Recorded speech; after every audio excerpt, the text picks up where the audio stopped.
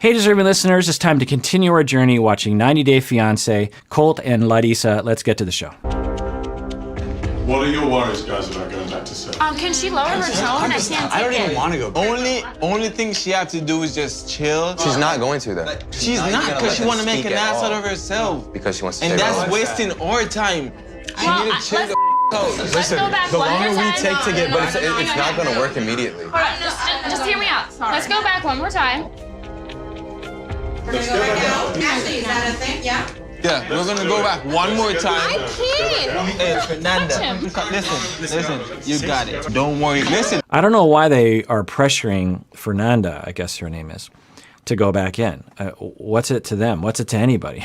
Just let her stay in the green room. Like, why do they need to have her out there? Well, it doesn't seem like it's gonna go well. Listen, you're calm. I'm not worried about it. So chill, you got it. You got it. You know what? Let's let her yell, scream, and we won't say a word. She wants a reaction from me, and she's not gonna get it. One more time. She yells at me. One more time. She yells at me. Don't say anything. Come with me.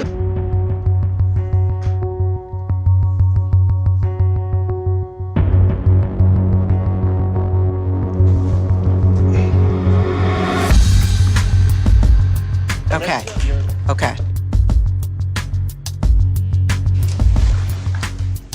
And I just want to point out that I've pointed this out before. My dog is barking outside at a squirrel or a chicken or something, neighbors.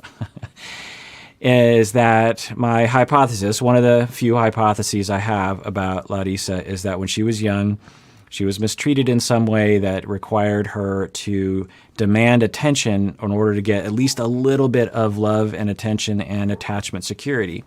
And so that locked in that behavior of, if I'm not getting a lot of attention, then I am being mistreated or neglected, or I'm alone, or something terrible is going to happen to me. Because when I was 2 or 3 or 4 years old, that's what happened. When I wasn't getting attention, then really bad things happened to me.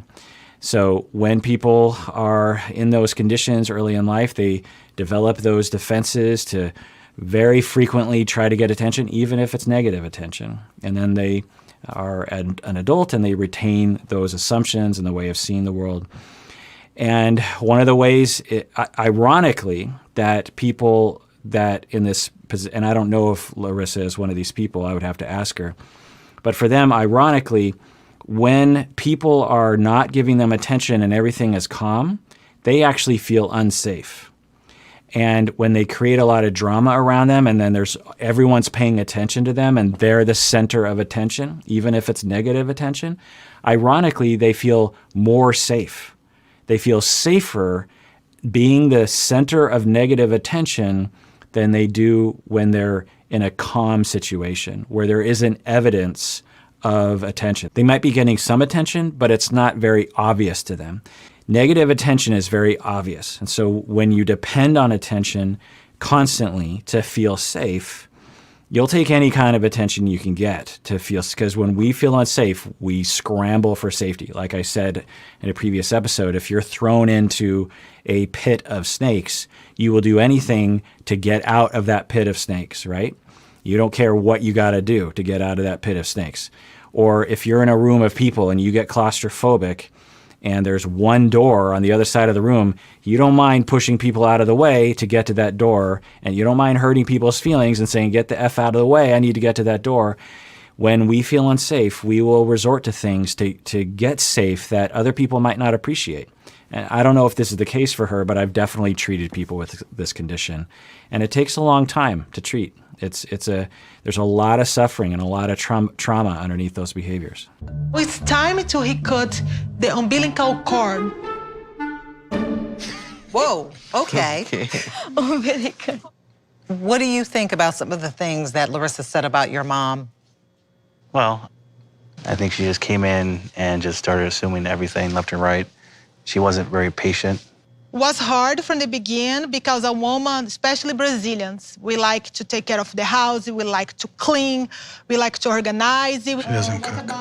We want to be the queen of the house, and I have the other queen Can understand me? Okay, interesting. She's talking about her Brazilian culture. I don't know if that's accurate to all Brazilian women, but she's saying that her approach was when she arrived in the house that for her and her culture, she wants to be the queen of the house. She doesn't want to compete with another alpha woman, if you will.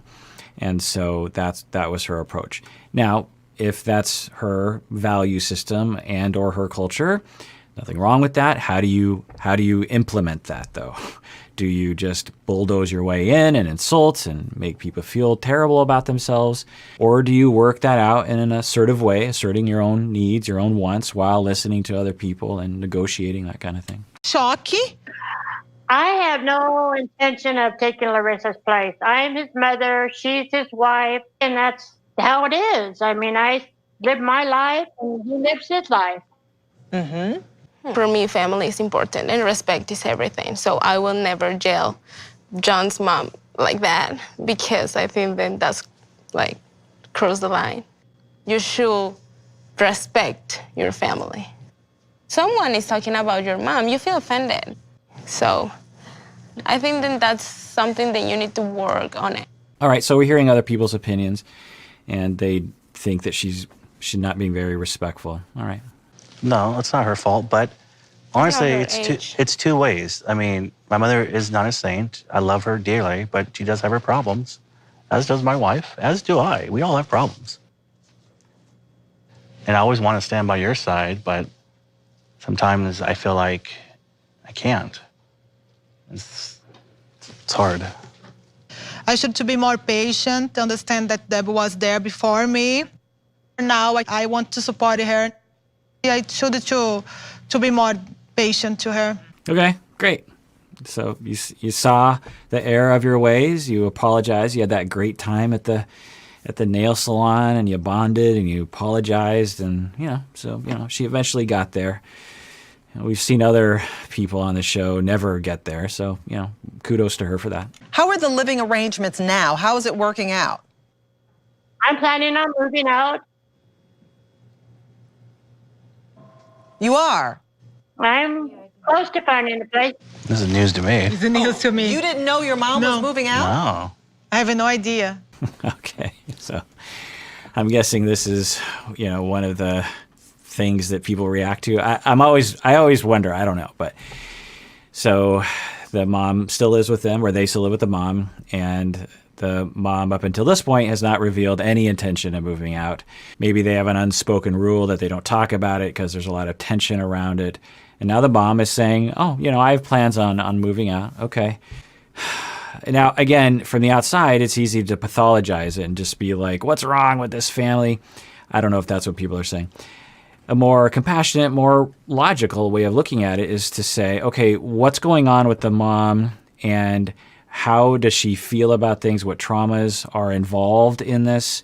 Because it sounds like she wants to move out. And, who wouldn't want to in her position? Who wouldn't want to have their own place? Who wouldn't want to have a dozen friends other than Colt and a dozen other family members that they hung out with? Who wouldn't want that? Everyone wants that. So what is it about the mom's trauma history, her vulnerability, her grief about her husband, I don't know, that lead to her needing to be with Colt and having a hard time making that transition? I don't even know if she's having a hard time with the transition. It seems like she is. And so those are always the questions that I have. I know that you call. Have you ever thought maybe it's you? You're that crazy? Whoa, Colt. Whoa. Whoa. Do you think that Larissa is unreasonable when it comes to her wanting you to compliment her? Not at all. I think that it's mostly context. I think, honestly, we're two very different people, and we express ourselves differently, and it's just learning pains. I need to figure out what Larissa feels is acceptable as compliments. There's something about the way that I always stop on amazing screenshots of Larissa. So for Colt, I'm trying to figure him out. He has a certain demeanor about him. I'm guessing some people are at least picking up on it or reacting to it. And I can't figure out if it's arrogance, because he has this, even when he even talks like this to people. So I don't know if it's arrogance. I don't know if it's just the way that he talks. Maybe that's the way his dad talked. I don't know if he's very awkward and that's how he defends himself against the awkwardness.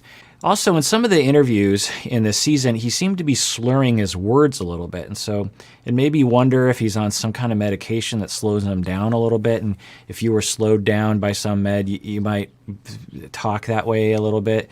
I don't know.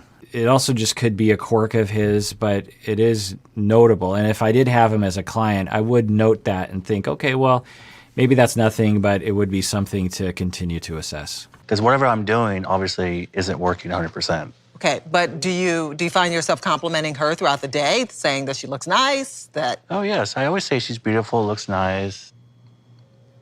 So where are her complaints coming from?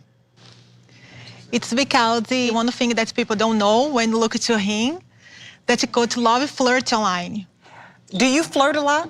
I do He not flirts, flirt. and I never know if he's by my side 100%, always try to look someone better for him. So this is consistent with my hypothesis, and I have no idea of knowing if this is accurate without asking her, that she was neglected growing up and potentially in competition with another person for another person's love and affection. So there's a lot of different configurations, but one possibility is that dad was sort of in and out of her life, and she had a sister or a mother or some other kind of person who was in competition for the father's attention and love. So everyone was getting very little attention and love from the father. Everyone was competing for it. Everyone was sniping at each other to get the attention from the other person. Other people were absolute threats to your love and attention that you're getting. You're getting very little love and attention.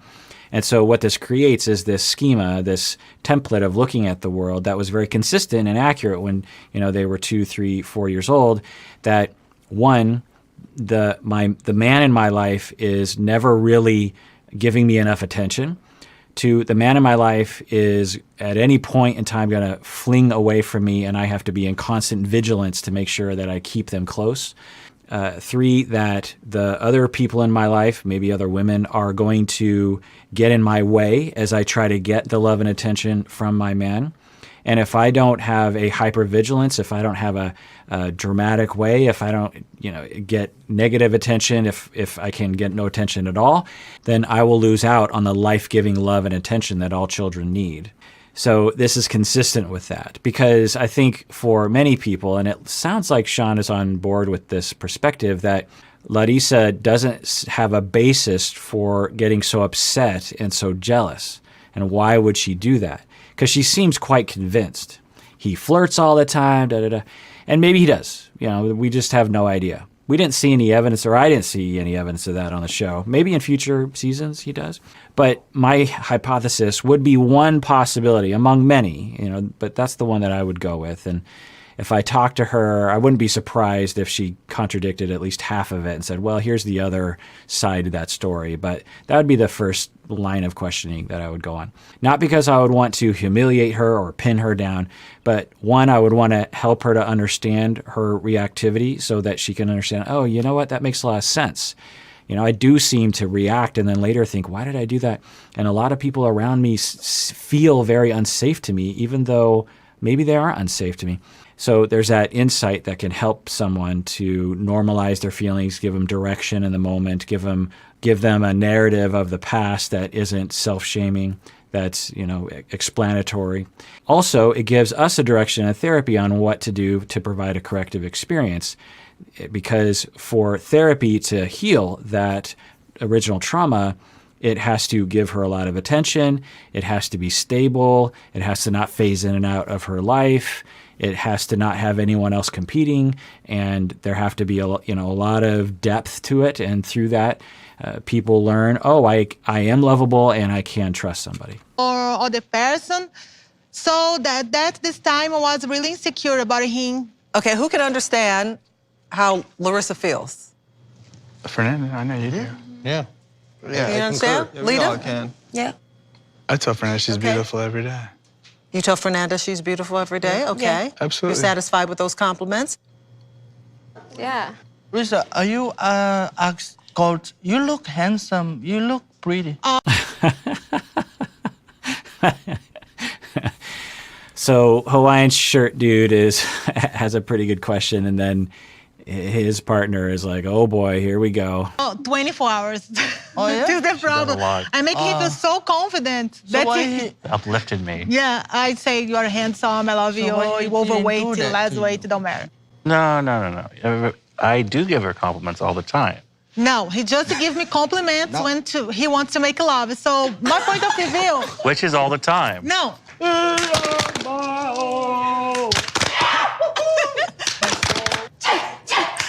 He has a Band-Aid over his nipple. What happened there?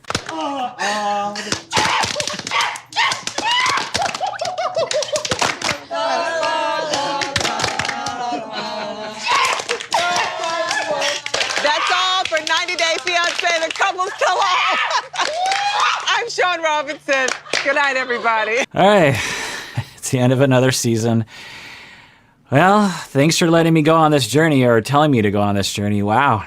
Every time you ask me to react to one of these couples, I'm like, wonder what happens. In my head, for some reason, I always think it's going to be boring. I don't know why. And then I watch it and I'm like, what is happening? It's always something so interesting, and it never goes the way that I think it is. I guess that's why people watch reality, maybe reality TV, is you feel like you've gone through something real yourself watching. You just feel like you've gone on your own journey, your own path. You've been in the belly of the whale and you've emerged a new person. And that's how I feel at the end of this season. Of course, I'm pretty sure there are more seasons of this couple, so we'll revisit them. So tune in next time, and everyone out there, please take care of yourself because you deserve it. You really, really do.